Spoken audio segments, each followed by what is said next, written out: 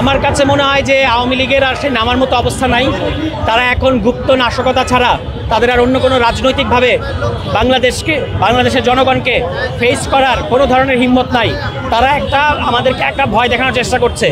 আমরা দেখাতে চাই যে আমাদের মধ্যে যত ধরনের মত পার্থক্যই থাকুক না কেন, বাংলাদেশের ফ্যাসিবাদ বিরোধী সমস্ত রাজনৈতিক দল তারা আওয়ামী লীগ প্রশ্নে এক আছে। এবং এই কারণে আমরা আজকে জাতীয় নাগরিক পার্টি এনসিপি, আপনারা দেখেছেন যে তারা আমাদের অফিসের সামনেও কিন্তু ককটেল বিস্ফোরণ করেছে এবং আমরা তাদেরকে হাতে নাতে ধরেছি। এনসিপি টার্গেট, তারা আওয়ামী লীগ বুঝতে পারে বাংলাদেশে যদি এনসিপি থাকে তাহলে আওয়ামী লীগের কোনো অস্তিত্ব থাকবে না।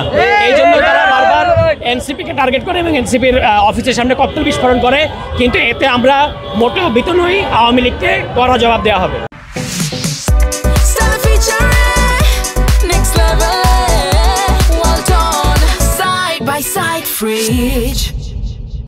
জি আজকে আমি মনোনয়ন ফর্ম নিয়েছি। আমাদের নরসিংদী জেলার পলাশ উপজেলার এবং মাধবদী সহ বেলাবো থেকে শুরু করে আমাদের সমস্ত নরসিংদীর নেতাকর্মীরা যারা আমাকে ভালোবাসেন তারা আজকে এসেছেন, আমি তাদের প্রতি কৃতজ্ঞ। এবং ইনশাআল্লাহ আমরা সবার সম্মিলিত প্রচেষ্টায় নরসিংদীতে এনসিপিকে একদিকে যেমন শক্তিশালী করব এবং আগামী নির্বাচনে এনসিপির সাবলাগুলি বিপুল ব্যবধানে জয়ী হবে। নরসিংদীর পলাশের মানুষের জন্য এই মুহূর্তে সমস্যা হচ্ছে, শুধু পলাশ না, পুরো নরসিংদীর সমস্যা হচ্ছে চাঁদাবাজি, সন্ত্রাস, মাদক।